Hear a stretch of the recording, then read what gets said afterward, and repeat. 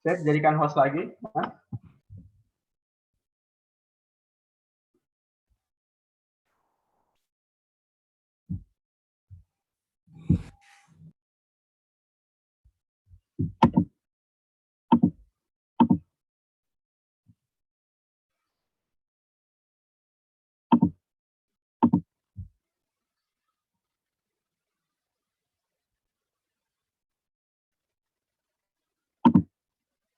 Bentar, kita tunggu ya.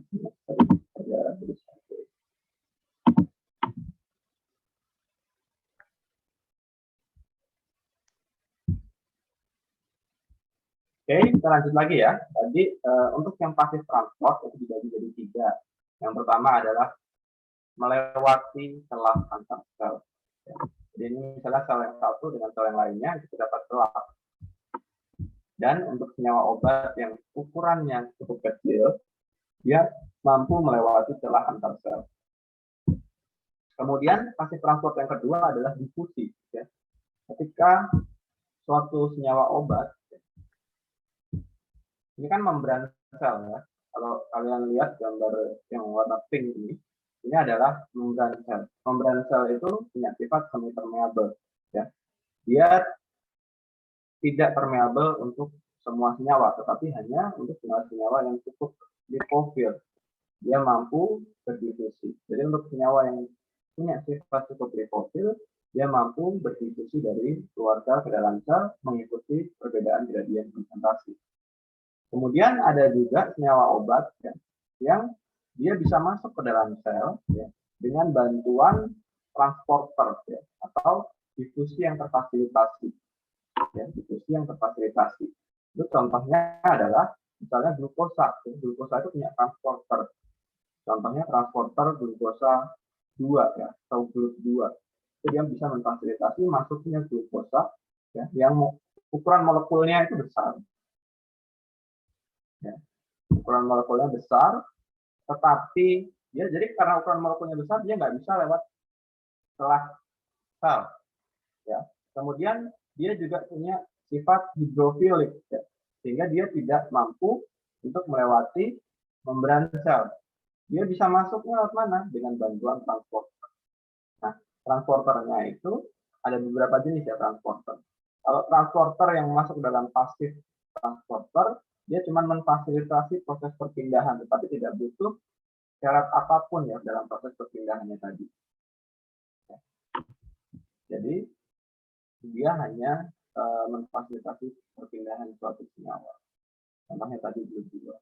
Oke. Kemudian absorpsi itu bisa juga terjadi melalui aktif transport, ya. Di mana aktif transport itu adalah proses perpindahan senyawa dari luar sel ke dalam sel, ya, dengan bantuan tertentu, terutama adanya energi. Ya. Ini misalnya ada kanal kalium ya, kanal kalium, kanal natrium, ya, itu dibagi menjadi apa namanya transport aktif tadi ya, karena dia membutuhkan bantuan energi untuk memasukkan senyawa dari luar ke dalam sel ataupun sebaliknya. Ya, jadi dia butuh bantuan. Ya.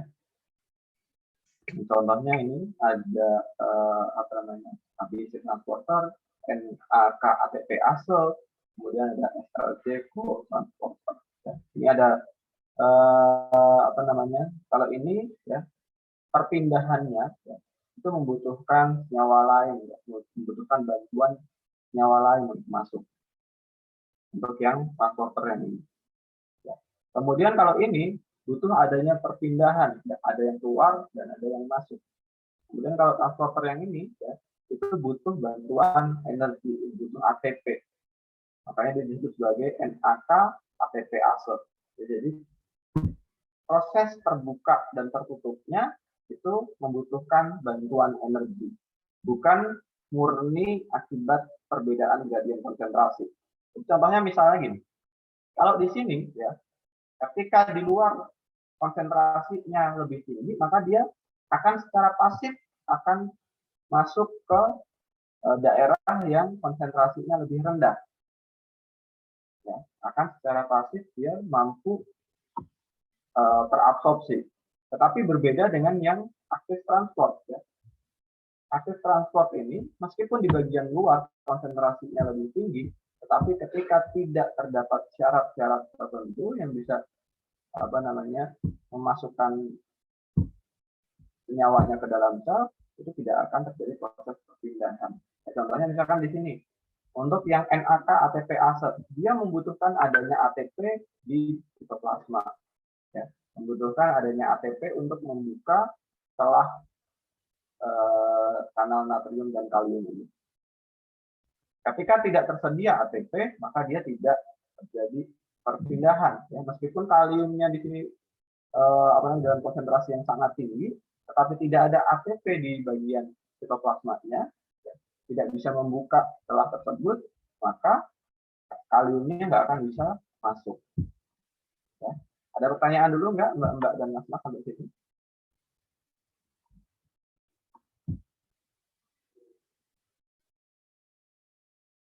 Belum. Kita lanjut lagi ya. Belum ada. Nah, kemudian ada beberapa faktor yang mempengaruhi absorpsi pada jalur gastrointestinal. Jalur gastrointestinal itu ada beberapa hal atau beberapa faktor yang mempengaruhi. Yang pertama adalah bentuk dari sediaannya, ya. Bentuk dari sediaannya. Contohnya misalnya apa?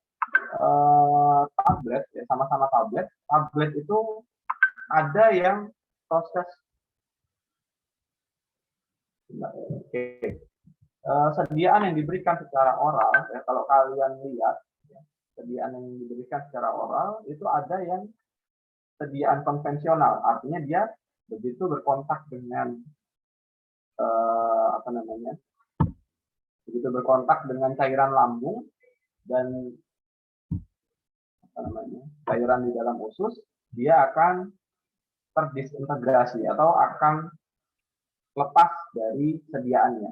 Tetapi ada juga obat yang memang didesain, ya, obat yang memang didesain dia terkontrol pelepasannya, sehingga ketika dia berkontak dengan cairan lambung atau cairan usus, ya, yang ada di dalam usus, dia tidak langsung terdisintegrasi, tetapi dia akan mengalami proses tertentu, ya, sehingga proses disintegrasinya tadi terkontrol. Ya.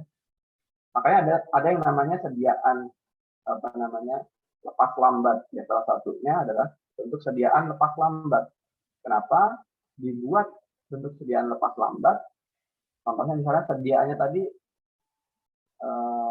tidak kuat terhadap asam lambung, ya. Maka dia tidak dibuat, ya, untuk bisa lepas dari sediaannya posisi di lambung, tetapi dia dihambat pelepasannya. Ya. Jadi tabletnya tadi cukup kuat sehingga dia tidak rusak ketika terkena asam lambung, tapi nanti rusaknya ketika sampai di lambung, ketika sampai di usus, ya, baru dia mengalami proses integrasi dan melalui absorpsi. Ya, ini juga akan mempengaruhi. Jadi bentuk sediaannya itu akan mempengaruhi proses absorpsi di gastrointestinal. Atau ada juga yang slow release, ya, pelepasannya terkontrol. Ada juga obat yang memang pelepasannya terkontrol. Dia dibuat, ya, dengan matriks pembawa tertentu yang bisa mengatur laju pelepasan obat. Ya. Contohnya misalnya ada obat yang harusnya diberikan sehari 3 kali, ya, atau misalnya harus diberikan sehari 4 kali, ya. Itu kan sulit, ya, dalam pemakaiannya. Dia harus 4 kali konsumsi dalam 1 hari, ya. Untuk mengatur jadwal pemberiannya itu biasanya sering terjadi kesalahan, lupa konsumsi, ya. Akhirnya setelah lupa konsumsi 2 tablet sekaligus, misalnya kayak gitu. Nah, untuk mengurangi kejadian-kejadian yang tidak diinginkan tadi, ya, kelupaan atau kepatuhan dari pasien tadi berkurang, maka salah satu solusinya dikembangkan obat dengan lepas terkontrol, ya, pelepasan terkontrol. Nah, jadi memang didesain ya, sediaannya tadi itu mampu menjaga pelepasan obat dengan ritme tertentu, ya, dengan ritme tertentu. Kemudian sifat psikokimia dari obat itu juga mempengaruhi absorpsinya di sistem gastrointestinal. Apa saja ya sifat psikokimia itu? Ukuran partikel, ya, pH, kemudian koefisien partisi dan juga solubilitas atau kelarutannya. Ya. Kemudian contohnya misalnya yang pH, ya. Kenapa pH bisa mempengaruhi absorpsi obat di saluran gastrointestinal, ya, atau saluran cerna? Karena ketika obat diberikan, itu dia bisa berada dalam dua bentuk, ya, dalam bentuk terion dan dalam bentuk tak terion. Nah, obat itu bisa berada dalam dua bentuk, yaitu dalam bentuk terion dan tak terion ketika dia kontak dengan asam lambung. Nah, kemudian proses absorpsinya, ya, itu akan sangat dipengaruhi oleh bentuknya tadi, ya, dalam bentuk terion atau dalam bentuk tak terion. Nah, itu akan sangat mempengaruhi absorpsi di dalam gastrointestinal. Kemudian juga yang bisa mempengaruhi absorpsi itu kondisi dari lokasi absorpsinya, ya, kondisi dari tempat di mana obat tadi diabsorpsi, ya. Meliputi apa saja? Meliputi luas permukaan area absorpsi, ya. Kemudian pH dan juga aliran darah. Ya. Yang akan sangat mempengaruhi itu adalah luas permukaan, ya. Kemudian kemampuan absorpsi jaringan tersebut, pH, dan juga aliran darah. Misalnya contohnya luas area, ya. Luas area absorpsi orang, ya, itu akan berbeda antara orang yang satu dengan orang yang lain. Kenapa? Karena panjang ususnya, ya, antara orang yang satu dan orang yang lain itu juga akan sangat berbeda-beda, ya. Ada orang yang ususnya lebih pendek dari kebanyakan orang. Ada juga orang yang panjang ususnya itu sama seperti rata-rata kebanyakan orang, dan ada yang lebih panjang. Ketika panjang ususnya berbeda, itu akan mempengaruhi luas area absorpsinya, ya, karena membran absorpsi yang paling luas di dalam tubuh kita itu adalah pada bagian usus, ya. Nah, sehingga panjang tadi, semakin panjang ususnya, maka membran area absorpsinya akan semakin luas. Ya, maka obat-obat akan lebih mudah untuk diabsorpsi. Bukan cuma obat, tapi nutrisi juga sama. Ya, biasanya obat orang-orang yang punya usus yang panjang, itu kemampuan absorpsinya akan lebih baik dibandingkan orang yang punya ususnya lebih pendek. Nah, biasanya orang yang ususnya pendek itu ditandai dia lebih kurus, ya. Kemudian kemampuan untuk menyerap nutrisinya juga kurang, ya. Selain nutrisi juga obat-obatan itu juga akan dipengaruhi, ya, absorpsinya akibat perbedaan dari luas area absorpsi. Kemudian kondisi kondisi tempat absorpsinya, bukan cuma luasnya, tapi kondisi tempat absorpsinya itu juga akan sangat mempengaruhi kemampuan absorpsi dari membran absorpsi. Kenapa? Karena misalnya, ya, terdapat luka pada daerah atau tempat membran absorpsinya tadi, ya, terdapat luka, sehingga dalam kondisi terbuka, ya, karena terdapat luka dan dalam kondisi terbuka absorpsinya akan lebih cepat malah. Atau kemudian juga terjadi perubahan struktur dari membran absorpsinya, ya, terjadi penebalan, ya, dan terjadi proses terjadi penghambatan dalam proses absorpsinya. Kemudian aliran darah, ya, aliran darah di jaringan tempat absorpsi itu juga akan mempengaruhi. Kenapa? Karena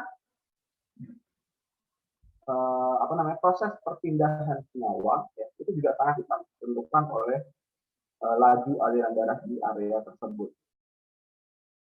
Semakin banyak aliran darah, maka proses absorpsinya akan semakin cepat, ya, karena perpindahannya itu akan semakin cepat, ya, proses perpindahannya itu akan semakin cepat, maka semakin besar aliran darahnya, proses absorpsinya akan semakin cepat. Contohnya apa? Contohnya pada pemberian obat secara intramuskular. Obat yang diberikan secara intramuskular itu umumnya, ya, proses absorpsinya akan lebih cepat karena di sana terdapat aliran darah yang lebih banyak, ya, di intramuskular jika dibandingkan dengan yang diberikan secara subkutan. Ya, obat yang diberikan secara subkutan atau diberikan secara topikal, ya, contohnya obat yang diberikan secara topikal. Ada beberapa obat-obatan, ya, yang tujuannya sebenarnya sistemik tapi diberikan secara topikal. Ya. Misalnya tes transdermal, ada yang pernah dengar nggak? Enggak, mas. Ada yang pernah dengar obat transdermal?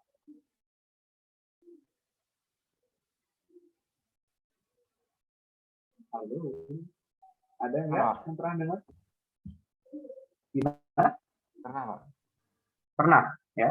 Obat yang diberikan lewat rute transdermal itu kan dia diberikan di kulit, ya. Tetapi obatnya nanti akan diabsorpsi melalui kulit. Jadi tujuannya bukan bekerja lokal, tetapi tujuannya bekerja secara sistemik. Cuman memang absorpsinya dia melalui kulit. Ya.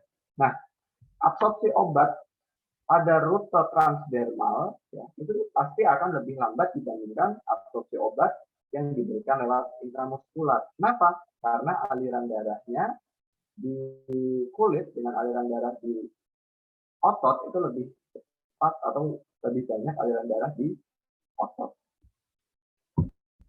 Kemudian selanjutnya ini ya, yang mempengaruhi absorpsi di gastrointestinal itu juga ada efek perspas metabolisme tadi. Ya. Jadi ini bukan mempengaruhi absorpsi, tapi maksudnya perspas metabolisme itu akan mempengaruhi jumlah obat yang tersedia di dalam sirkulasi sistem kita. Ya. Setelah diabsorpsi, obat yang diberikan secara oral dan lewat gastrointestinal, dia akan mengalami perspas metabolisme sehingga bisa menurunkan secara drastis kadar obat yang sampai di sirkulasi sistem. Jadi akan menurun sebelum obat sampai di sirkulasi sistem.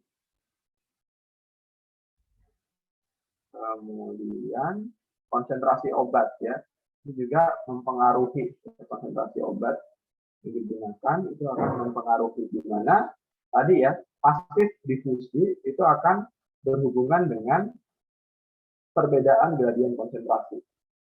Semakin besar konsentrasi obat, maka proses absorpsinya akan semakin cepat.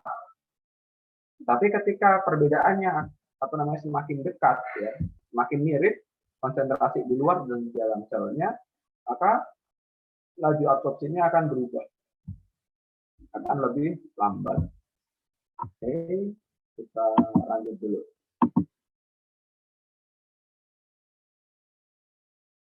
Nah, ini ya tadi yang dijelaskan, obat yang diberikan lewat oral atau lewat mulut dia akan menuju ke lambung, kemudian ke usus, ya. Nah, setelah dia di usus, dia akan diserap, ya. Dia akan diserap, kemudian menuju ke vena porta hepatica yang mengalami metabolisme. Makanya dia mengalami perspas metabolisme. Kemudian selanjutnya dia akan menuju ke kompartemen sentral dan selanjutnya menuju ke kompartemen perifer. Nah, setelah dia mencapai ke kompartemen perifer, ya, dia sampai di target obat, akhirnya menimbulkan efek. Oke.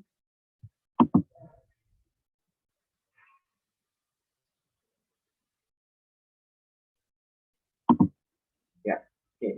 Nah, ini adalah contoh dari obat ya yang merupakan senyawa yang tidak stabil oleh asam lambung. Ya, tadi kan saya jelaskan juga sedikit ya tentang senyawa obat yang tidak stabil terhadap asam lambung. Harusnya memang dia tidak diberikan lewat rute oral, tetapi sebenarnya ada salah satu solusinya. Ya. Salah satu solusinya adalah dengan membuat obatnya tadi ya, dalam terselubung oleh matriks tertentu, ya, sehingga dia terlindungi dari kontak terhadap asam lambung ketika sampai di lambung. Misalnya contohnya senyawa obat ya, yang tidak stabil terhadap asam lambung, ketika dia dikonsumsi, ya, maka dia akan mengalami degradasi ya, oleh asam lambung, mengalami kerusakan oleh adanya asam lambung. Sehingga apa yang terjadi?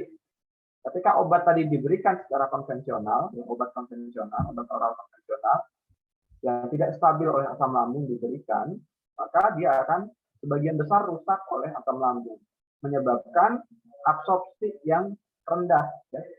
Menyebabkan absorpsi yang rendah dan ketersediaan di dalam sirkulasi sistemiknya itu juga akan sangat rendah, karena sebagian besar rusak oleh asam lambung. Tetapi berbeda halnya dengan obat yang diberikan secara oral juga, ya. Ini obatnya sama-sama diberikan secara oral, sama-sama obat yang tidak stabil terhadap asam lambung. Tetapi karena dia dibuat ya, dalam matriks yang terdapat kitosan, ya. Terdapat kitosan itu salah satu turunan karbohidrat ya, yang bisa didapatkan dari contohnya udang, kerang ya, itu merupakan polimer yang dapat melindungi senyawa obat yang tidak stabil terhadap asam lambung, sehingga meskipun dia melewati jalur gastrointestinal ya, melewati organ lambung, dia tidak mengalami degradasi ya, karena dia diselubungi oleh sitosan tadi ya, yang menyebabkan asam lambungnya tidak bisa langsung berinteraksi dengan senyawa obatnya, sehingga ketika dia sampai di membran absorpsinya, ya, ketika dia sampai di membran absorpsinya, dia dapat diabsorpsi dalam jumlah yang cukup, dan ketersediaan di dalam sirkulasi sistemiknya juga akan cukup. Sampai sini ada pertanyaan dulu nggak, Mbak, Mas?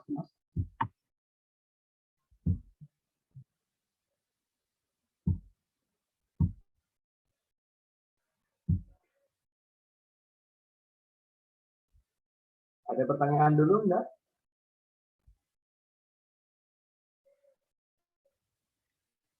Belum? Belum, Pak. Oke, gimana? Ada yang mau tanya? Belum, Pak. Oke. Lanjut lagi ya. Nah, kita masuk ke yang pertama ya, rute pemberian oral. Keuntungannya praktis, mudah, dan ekonomis. Makanya biasanya obat oral konvensional itu harganya paling murah, ya. Karena nggak perlu bahan-bahan baku dan pengembangan kebiasaan, penelitian tentang pengembangan kebiasaan yang cukup rumit dan menghabiskan biaya yang tinggi. Ya. Tapi kerugian dari rute oral itu efek yang muncul relatif lambat, ya. Kemudian tidak bisa dilakukan untuk orang yang dalam kondisi gampang muntah ya, atau tidak bisa menelan, kondisi koma maupun diare. Kemudian obat yang diberikan secara oral, ya ini oral konvensional ya, itu tidak dapat menutupi rasa dari senyawa obatnya ya. Jadi ketika rasanya tidak enak, ya kita merasakan rasanya ya. Obat yang rasanya pahit jadi mulut, langsung kita rasakan rasa pahitnya. Kemudian juga obat yang diberikan secara oral itu tidak bisa digunakan untuk obat yang memiliki sifat mengiritasi gastrointestinal ya, mengiritasi lambung dan juga usus. Dia tidak bisa menutupi rasa yang tidak enak. Tapi ada solusinya sebenarnya. Dibuat tablet salut misalnya, ya. Tapi itu sudah bukan lagi sediaan oral konvensional. Kemudian dibuat dalam bentuk kapsul, ya.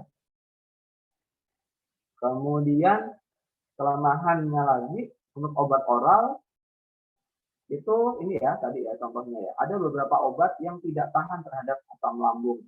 Contohnya benzodiazepin, insulin ya itu tidak tahan terhadap asam lambung. Kemudian juga untuk sediaan oral itu tidak bisa digunakan untuk senyawa yang absorpsinya tidak teratur. Kemudian salah satu kelemahan yang paling utama dari rute oral itu adalah mengalami perspas metabolisme. Oke, kemudian rute sublingual dan bukal. Ya. Rute sublingual dan bukal itu dia bisa menghindari perspas metabolisme. Ya. Jadi dia tidak melewati metabolisme lintas pertama. Ya. Dia nggak langsung menuju ke organ hati. Nah ini ya gambarnya. Gambarnya ini adalah tablet bukal, ini tablet sublingual. Ya. Kemudian dia akan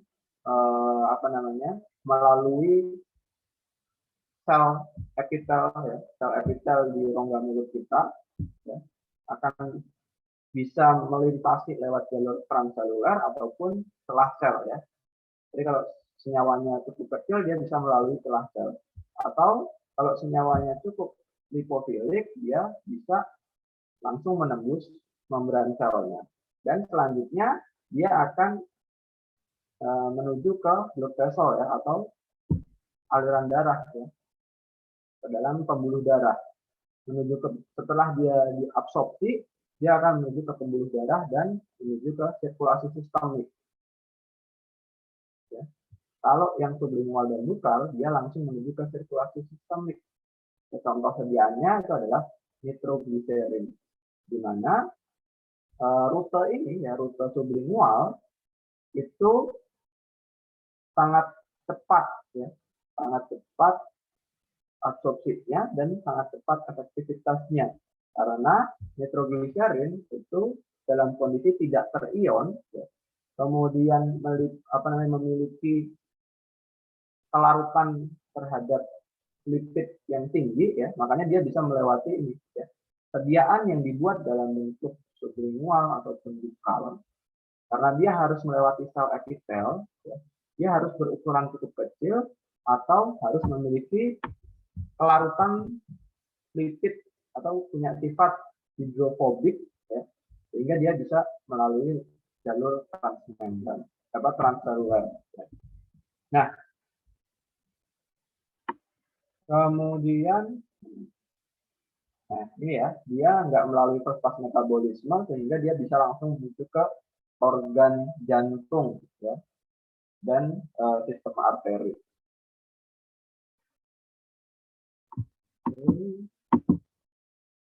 Nah, kemudian untuk sediaan parenteral ya. Sediaan parenteral itu punya kelebihan di mana dia lebih cepat dan lebih gampang diprediksi kadarnya di dalam tubuh ya. Dapat digunakan ya atau dapat diadministrasikan pada pasien yang tidak sadar ya. Tetapi kekurangannya ya karena dia dengan cara injeksi ya, kekurangannya adalah rasa sakit ya. Kemudian kekurangan lainnya itu adalah sterilitas dari sediaannya itu harus benar-benar dijaga. Kenapa? Karena ketika tidak steril dan terdapat bakteri patogen misalnya ya, maka bakteri patogen tadi langsung sampai ke sirkulasi sistemik dan itu sangat berbahaya ya ketika digunakan. Ya, makanya harus di maintenance sterilitasnya untuk sediaan parenteral. Dan kekurangan lainnya ya biasanya satu karena dia harus steril ya maka proses pembuatannya rumit dan harganya pasti lebih mahal. Kemudian yang kedua, dia juga tidak bisa diadministrasikan sendiri ya.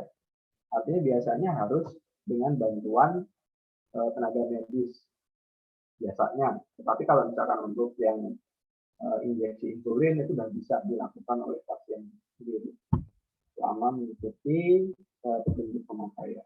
Nah, untuk pembagiannya, fotoparenteral itu ada intravena ya, di mana intravena tadi ya, bioavailabilitasnya adalah 100% karena dia tidak perlu melalui barrier absorpsi ya. Dia tidak melalui proses absorpsi.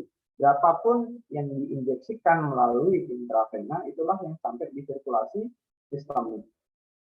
Kemudian sediaan intravena itu juga merupakan sediaan yang konsepnya paling tepat. Masih ingat nggak kemarin arti onset obat itu apa? Onset obat. Siapa yang masih ingat? Artinya apa? Halo? Waktu saat obat diberikan mencapai kadar optimal dalam tubuh, Pak. Ya, oke. Ya. Terima kasih Mbak Putri. Ya, sudah benar ya, tapi yang lebih tepat adalah konsep itu adalah waktu dari mulai obat diberikan sampai obatnya tadi memberikan efek yang diinginkan. Ya. Tapi benar jawabannya ya. Jadi untuk mendapatkan efek yang diinginkan maka kadarnya harus dalam kadar terapeutik ya. Harus mencapai kadar terapinya atau dosis efektifnya. Ya. Oke. Jadi konsepnya ini merupakan konsep yang paling tepat karena begitu dia diinjeksikan dia langsung sampai ke sirkulasi sistemik, langsung didistribusikan sampai ke organ perifer dan sampai di reseptornya. Ya. Sampai di tingkat reseptor menimbulkan efek farmakologis. Maka dia konsepnya paling tepat. Kemudian dapat digunakan ya, untuk obat toksik ya, dan obat yang mengiritasi ya, mengiritasi mukosa lambung maupun mukosa usus.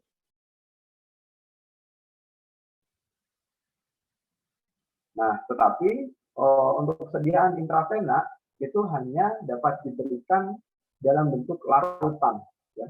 Tidak bisa diberikan dalam bentuk suspensi. Artinya ketika ada partikel melayang di sana itu tidak bisa diberikan. Selain harus steril, harus bebas dari sediaan yang tidak larut, ya. Bahan yang tidak larut. Sediaan intravena syaratnya harus dalam bentuk larutan. Kemudian rute intramuskular. Ya. Untuk rute intramuskular itu diadministrasikan ya, lewat jaringan muskulus atau lewat jaringan otot. Ya. Bisa lewat deltoid, ya. Kemudian bisa lewat gluteus maximus ya, di paha atau vastus lateral. Nah, contohnya sediaan yang diberikan lewat intramuskular itu adalah kontrasepsi ya, itu diberikan lewat intramuskular. Kemudian ada juga sediaan parenteral yang diberikan lewat subkutan ya, di mana untuk sediaan yang diberikan secara subkutan ya, itu kelebihannya adalah absorpsinya konstan ya. Laju absorpsinya itu konstan dan biasanya laju absorpsinya itu lambat ya. Seperti tadi di penjelasan di awal bahwa proses absorpsi ya, itu akan sangat dipengaruhi oleh jumlah aliran darah di area tersebut ya. Di kulit itu terdapat aliran darah tetapi tidak cukup banyak ya, terbatas aliran darahnya. Jumlah pembuluh darahnya juga terbatas di area kulit. Makanya pelepasan obatnya itu biasanya lambat dan itu merupakan sebuah keuntungan dari sediaan subkutan. Kenapa? Karena salah satu aplikasinya ya, dalam sediaan subkutan itu adalah dengan pemberian kontrasepsi ya, pemberian kontrasepsi yang bisa digunakan dalam jangka panjang ya. Artinya diberikan sekali Kemudian dia bisa bertahan cukup lama melepaskan senyawa aktifnya secara konsisten, ya, melepaskan senyawa aktif secara konsisten dalam jangka yang panjang, ya, dalam jangka yang cukup panjang. Justru itu merupakan kelebihannya. Artinya nggak harus sering-sering ke dokter, ya, nggak harus sering-sering menerima sediaan, tetapi efek terapinya tetap terjaga karena pelepasannya konstan dan lambat. Kemudian ini ya, kelebihannya lain adalah laju absorpsinya dapat dikontrol, ya, tetapi dia tidak bisa digunakan untuk senyawa yang dapat mengiritasi. Oke, contoh sediaan subkutan ada insulin dan juga kontrasepsi. Ada pertanyaan dulu nggak sampai sini? Enggak, Mas.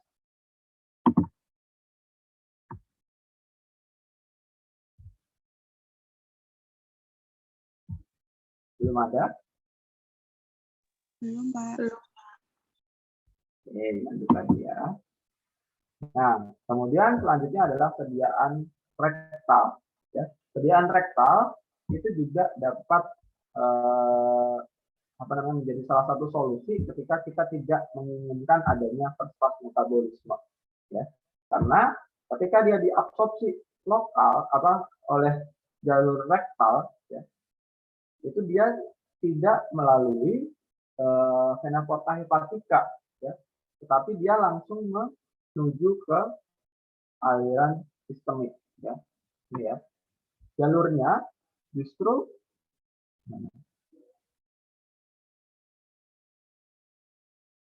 nah ini ya, dia